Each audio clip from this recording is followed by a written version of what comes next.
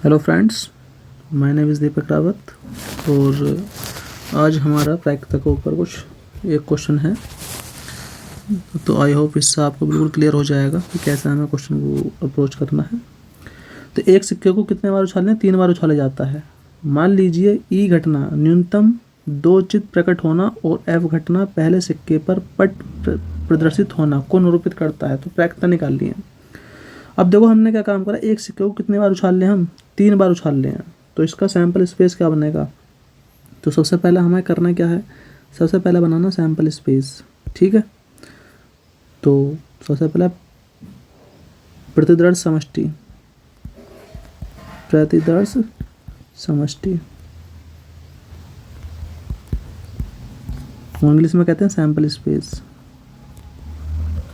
तो सबसे पहले हमें सैंपल स्पेस बनाना पड़ेगा और सैंपल स्पेस को हम डिनोट करते हैं एस से। ठीक है, तो इसमें जो एलिमेंट आएंगे, तो एक सिक्के को 3 बार उछालने हैं तो उसकी जो नंबर ऑफ सैंपल स्पेस में अवयवों की संख्या आएगी वो कितने आएगी? 2 की पावर 3 यानी कि 8 अवयव आएंगे टोटल। देखो कैसे, तो पहले सिक्के पे पहले 3 सिक्कों पहली बार उछाला, हेड आ गया।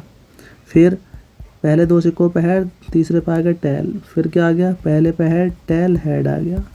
फिर क्या हो सकता है कि टेल हेड आ जावे, फिर हेड टेल टेल आ जावे, फिर टेल हेड टेल आ जावे, फिर टेल पहले 2 सिक्कों पे टेल और तीसरे पे हो जावे हेड। फिर हो सकता है कि तीनों बार क्या जावे? टेल टेल आ जावे। 1 2 3 4 5 6 7 8। तो टोटल कितनी पॉसिबिलिटीज़ होगी हमारे पास? 8। तो ठीक है, तो प्रतिदर्श समष्टि में अवयवों की संख्या कितनी आ गई हमारे पास? 8 आ गई। अब इन्होंने हमें एक इवेंट भी दिए हुए हैं। इवेंट क्या है? ई जो घटना है, ठीक है, न्यूनतम 2 चित प्रकट होना। ई क्या है? ई कोई घटना, उसमें क्या है? न्यूनतम कम से कम 2 क्या होने चाहिए उसमें? चित प्रकट होना, यानी कि उसमें कम से कम 2 चित प्रकट होने चाहिए। तो इसमें अवयवों की संख्या क्या आएगी? देखो ध्यान से, तो कम से कम 2 चित होने चाहिए, यानी कम से कम 2 हेड होने चाहिए। तो इसमें H H H H H T H T H और टी एच एच। तो इसमें कह रहा है, कहीं इन्होंने कंडीशन रखी हुई है, कम से कम 2 चित होने चाहिए। 3 बेशक हो जाओ, तो देखो इसमें भी 3, इसमें 2 2 2, तो इसमें ये आ जाएंगे। उसके बाद एफ जो घटना दी हुई है इन्होंने पहले सिक्के पर, ठीक है, पहले सिक्के पर पट प्रकट होना। ठीक है, तो पहले सिक्के पर क्या हो रहा? पट प्रकट होना चाहिए। तो पहले सिक्के पर देखो, इसमें भी नहीं हो रहा, इसमें भी नहीं हो रहा, इसमें भी नहीं हो रहा, इसमें हो रहा पहले सिक्के पट प्रकट। फिर इसमें भी नहीं हो रहा, इसमें भी हो रहा पहले सिक्के पट प्रकट। इसमें भी पहले सिक्के पट प्रकट हो रहा है और इसमें भी पहले सिक्के पर पट प्रकट हो चुका। तो इसमें भी एलिमेंट की जो संख्या, अवयवों की संख्या कितनी आ गई? तो इसमें भी अवयवों की संख्या कितनी आ रही है? 4। इसमें भी अवयवों की संख्या कितनी आ गई? 4। अगर हम इनका इंटरसेक्शन देखें, ई इंटरसेक्शन एफ, तो इनके इंटरसेक्शन में ऐसी चीज़ कौन बताओ, कौन सा एलिमेंट कॉमन है? ठीक है, तो इसमें ध्यान से देखो, ये वाला एलिमेंट और ये वाला एलिमेंट क्या है इनमें से कॉमन? तो टी एच एच एक एलिमेंट ऐसा है जो ई और एफ में दोनों में क्या रहा है? कॉमन है। ठीक है, तो नाउ अब करना क्या है हमें? तो हमें निकालना क्या है? कम से कम, तो प्रोबेबिलिटी निकालनी है, प्रोबेबिलिटी ऑफ ई पहले नंबर पे। ठीक है, तो प्रोबेबिलिटी ऑफ कितना आएगा? Probability of H H H plus probability of H H T plus probability of H T H plus probability of T H H. ठीक है, अब देखो ये मैं तुम्हें पहले ही स्टार्टिंग में बचा चुका कि हेड आने की प्रायिकता 1/2, इस वाले हेड आने की प्रायिकता 1/2, इस वाले हेड आने की प्रायिकता 1/2, इस वाले हेड आने की प्रायिकता भी कितनी होती है? 1/2, और टेल आने की प्रायिकता भी कितनी होती है? 1/2 होती है। तो ये बात को फोकस कर लेना कि हेड आने की प्रायिकता और टेल आने की प्रायिकता भी कितनी होती है? 1/2, यानी कि इसका कितना हो गया टोटल? 1/8 1/8, 1/8, 1/8 यानी कि 4/8 यानी कि कितना 1/2। तो हमें पता लग गया कि कम से कम दो चित्त प्रकट होने की जो प्रायिकता आ गई वो कितनी आ गई 1/2। तो एक आंसर हमारा ये आ जाएगा।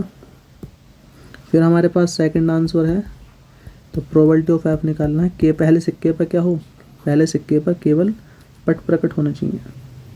अब देखो कितना है, पहले सिक्के पट ये रहा, तो प्रोबेबिलिटी ऑफ कितना, तो प्रोबेबिलिटी ऑफ THH,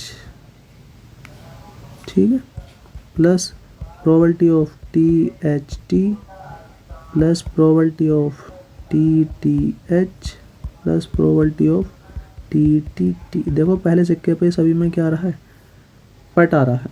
तो सब अब तुम्हें पता, मैंने पीछे बता दिया कि 1/, हेड या टेल आने की प्रायिकता जो होती है 1/2 होती है। तो इसकी कितनी हो जाएगी 1/2, 1/2, 1/2 यानी कि 1/2 गुणा 1/2 गुणा 1/2 कितना हो जाएगी 1/8, ठीक है।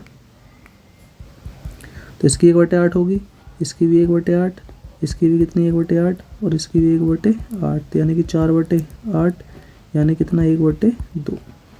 तो दो आंसर हो गए हमारे पास, ठीक है।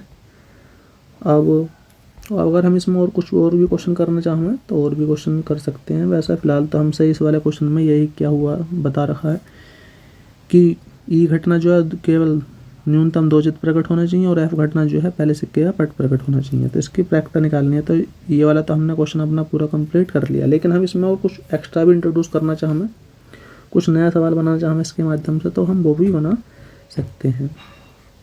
जैसे तो हमने अगर निकाला हम probability of E intersection F. अब ई इंटरसेक्शन एफ में कितना कॉमन है टी, तो बराबर कितना प्रोबेबिलिटी ऑफ कौन सा कंडीशन है THH, TH और H, तो कितना आ गया 1/8।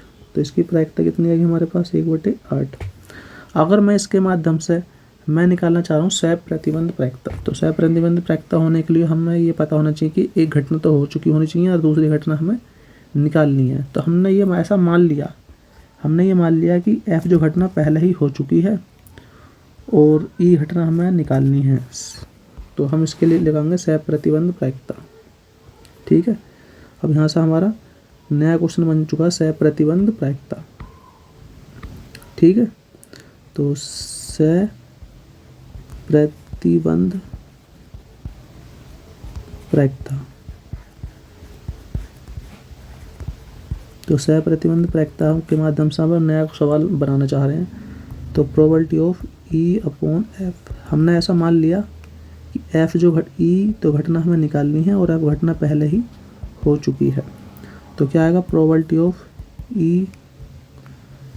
Of E intersection F upon probability of F, और F probability of F does not equal to 0। अब देखो probability of E intersection F, तो probability of E intersection F कितना आ गया, प्रोबेबिलिटी ऑफ ई इंटरसेक्शन आ गया 1/8। तो ये आ गया हमारे पास कितना 1/8 बटे प्रोबेबिलिटी ऑफ एफ, तो प्रोबेबिलिटी ऑफ एफ कितना आएगा वो 1/2। तो ये आ गया 1/2। थोड़ा सा ऐसा और सॉल्व करो, 1/8 इंटू जो ये वाला हमारे पास है उल्टा कर दो 2/1। तो ठीक है, 2 से कितने बार कट गई 4 बार, तो 1/4। तो ये हमारे पास हमने इसके माध्यम से कंडीशनल प्रोबेबिलिटी भी निकाल चुके, ठीक है। इस प्रकार हम कंडीशनल प्रोबेबिलिटी भी निकाल सकते हैं, ठीक है। तो आई होप आपको ये सवाल समझ में आ गया होगा। तो इस प्रकार हमें क्वेश्चन को अप्रोच करना है, ठीक है। तो अगर मेरी वीडियो आपको पसंद आई तो प्लीज़ लाइक कीजिए, शेयर कीजिए, सब्सक्राइब कीजिए। धन्यवाद।